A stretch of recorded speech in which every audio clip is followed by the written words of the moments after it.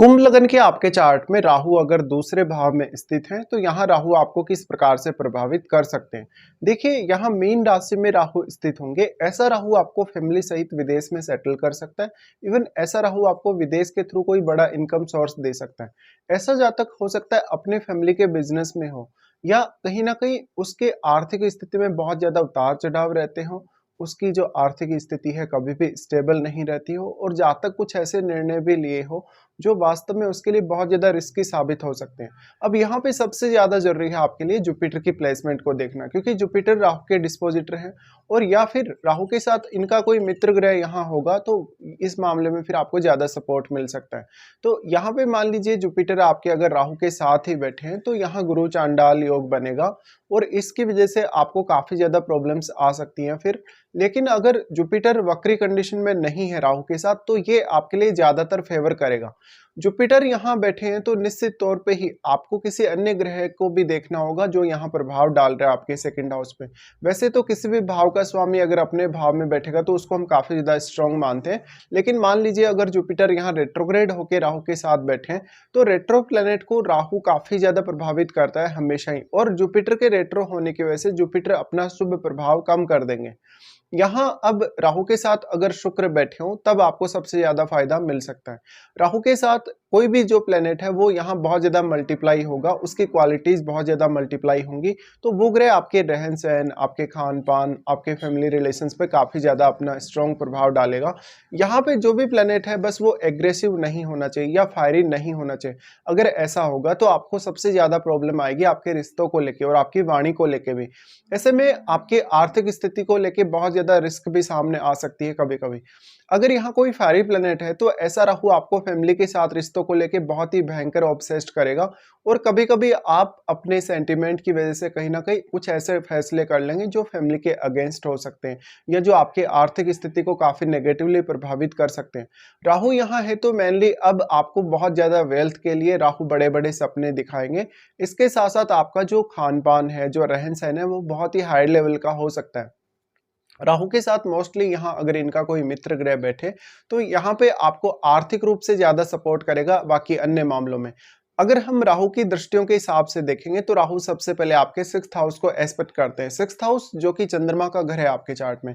अब ऐसे में चंद्रमा का आपके चार्ट में मजबूत होना जरूरी है वैसे तो, लेकिन राहु फिर भी यहाँ आपको एक अच्छा प्रोटेक्शन प्रोवाइड करते हैं। पर मान लीजिए अगर आपके सिक्स्थ हाउस में राहु का कोई मित्र ग्रह नहीं बैठा है या फिर चंद्रमा आपके चार्ट में अगर अच्छी स्थिति में नहीं है तो यहाँ सिक्स्थ हाउस को लेके आपके लिए रिस्क बहुत ज्यादा बढ़ जाता है। ऐसे में अपने करियर को लेके, अपनी डेली लाइफ को लेके जो भी आपको डिसीजन लेने हैं उन मामलों में आपको पुनर्विचार करना चाहिए। यहाँ पे अक्सर आपका जो वर्क प्लेस है वो या तो चेंज होता रहेगा, आपका इवन प्रोफेशन चेंज होता रहेगा। कभी कभी आपको अपने कलीग्स के साथ या बॉस के साथ भी बहुत ज्यादा दिक्कतें आती रहेंगी। ऐसे में आपको ज्यादातर करियर में शुरुआत में स्टेबिलिटी देखने को नहीं मिलती। ये स्थिति लगभग आपके जीवन में कभी 25 की एज से लेकर 30 की एज तक रह सकती है। इस स्थिति में अब आपके लिए सही निर्णय लेना बहुत ही ज्यादा जरूरी है। और अगर या तो राहु यहाँ अकेले बैठे हों या अपने किसी मित्र के साथ बैठे हों तब यहाँ ज्यादा अच्छा प्रभाव राहु डाल सकते हैं आपके सिक्स्थ हाउस पे। अब सिक्स्थ हाउस में मान लीजिए अगर कोई बहुत एग्रेसिव प्लेनेट बैठा होगा, कोई बहुत ही फायरी प्लेनेट बैठा होगा तो यहाँ राहु आपको काफी ज्यादा विवादों में डाल सकते हैं और बहुत ज्यादा रिस्क में डाल सकते हैं। अपनी फैमिली पर भी आपके काफी ज्यादा खर्चे होंगे इस वजह से। राहु यहाँ आपको कंपटीशन फाइट करने के लिए, किसी से भी आपका विरोध है, किसी से भी आपका लड़ाई झगड़ा है, विवाद है, उन मामलों में ज्यादा सपोर्ट कर सकते हैं। लेकिन इसके लिए आपका सिक्स्थ लॉर्ड चंद्रमा भी बहुत अच्छी स्थिति में होना ही चाहिए। अगर चंद्रमा आपके चार्ट में मान लीजिए अच्छी स्थिति में नहीं है तो यहाँ आपको बहुत ज्यादा एफर्ट करना पड़ेगा फिर सिक्स्थ हाउस से जुड़े मामलों में। या फिर हो सकता है सिक्स्थ हाउस में कोई भी अन्य ग्रह अगर बैठा है तो आपको उस ग्रह के हिसाब से भी विचार करना होगा। यहाँ पे जो प्लेनेट आपके सिक्स्थ हाउस में है सबसे पहले डिपेंड ये भी करता है कि वास्तव में वो चंद्रमा के साथ किस प्रकार के संबंध रखता है और वो किस प्रकार की क्वालिटीज को आपके सिक्स्थ हाउस में डिपॉजिट कर रहा है। उसके बाद राहु एस्पेक्ट करते हैं आपके अष्टम भाव को। अब यहाँ अष्टम भाव को जब राहु एस्पेक्ट करेंगे तो ये काफी इंटरेस्टिंग हो जाएगा, क्योंकि अष्टम भाव में आपके केतु भी बैठे होते हैं और हो सकता है आपके चार्ट में केतु के साथ कोई ग्रह भी बैठा हो। लेकिन देखिए कन्या राशि को अगर राहु एस्पेक्ट करते तो यहाँ राहु काफ़ी अच्छा रिजल्ट प्रदान करने की कोशिश करेंगे मुख्य तौर पे। लेकिन यहाँ ज़्यादातर जो प्रभाव रहेगा केतु का रहेगा।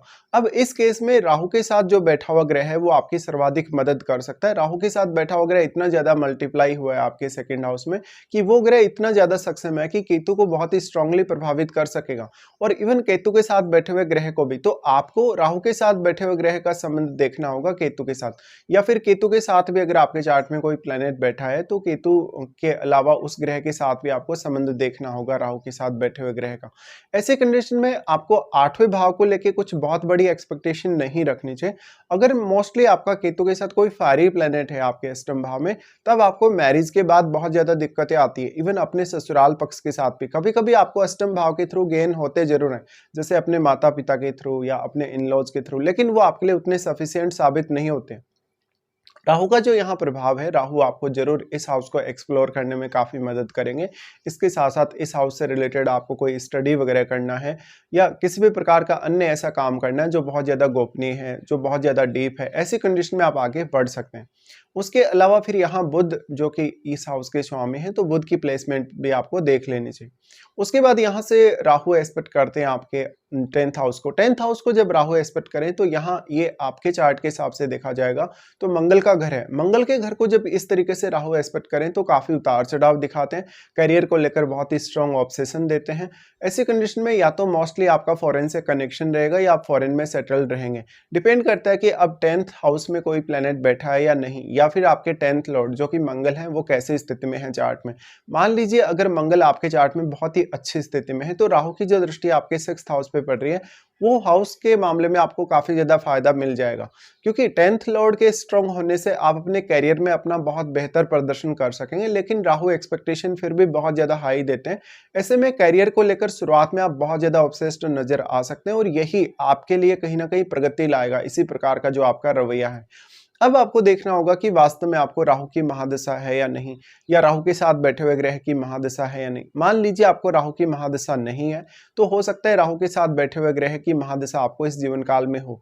और यहाँ पे अगर आपको राहु की महादशा है तो ये डिपेंड करेगा कि वो कौन से एज पीरियड में आपको स्टार्ट हो रही है, क्योंकि हर प्रकार के एज में आप बहुत कुछ अलग अलग करने में सक्षम हो सकते हैं। ऐसी कंडीशन में मोस्टली अगर जातक अपनी फैमिली के साथ लड़ाई झगड़ा ना करे, विवाद ना करे, तो जातक बहुत ही संयम से अगर काम ले तो बहुत ज़्यादा वो वेल्थी बन सकता है। मोस्टली आपको ये ध्यान रखना होगा कि एक तो आपके चार्ट में जुपिटर अच्छी स्थिति में हो, साथ साथ में आप जो भी अर्न कर रहे हैं, जो भी पैसा कमा रहे हैं, उसको सही दिशा में यूज करें, उसको लॉटरी सट्टा या किसी भी प्रकार के लालच में व्यर्थ ना करें। तब जाकर आप ज़्यादा स्टेबल हो पाएंगे और अपनी फैमिली का भी ख्याल रख पाएंगे। यहाँ पे अब जातक अपनी फैमिली के लिए बहुत ज़्यादा डोमिनेटिंग हो सकता है, फैमिली के साथ रिश्तों को लेके वो काफ़ी ज़्यादा ऑब्सेस्ड हो सकता है और कभी कभी इसी वजह से आप फाइनेंशियली कुछ गलत फैसले ले सकते हैं। सेकंड हाउस का राहु होने की वजह से आप में लीडरशिप के बहुत अच्छे गुण हो सकते हैं, आपकी वाणी बहुत ज़्यादा प्रभावशाली हो सकती है। और यहाँ पे लेकिन शनि को देखना भी आपके लिए उतना ही ज़्यादा जरूरी होगा कि शनि आपके चार्ट में कैसी स्थिति में है, क्योंकि राहु शनिवत ही चलते हैं। इसलिए राहु की यहाँ प्लेसमेंट कहीं ना कहीं जो रिजल्ट होंगे वो शनि पर भी बहुत हद तक डिपेंड करेगा। इसलिए या तो यहाँ राहु के साथ कोई इनका मित्र ग्रह बैठा हो या आपके चार्ट में शनि अच्छी स्थिति में बैठा हो, तो निश्चित तौर पे आप राहु से कुछ बहुत अच्छे रिजल्ट यहाँ एक्सपेक्ट कर सकते हो।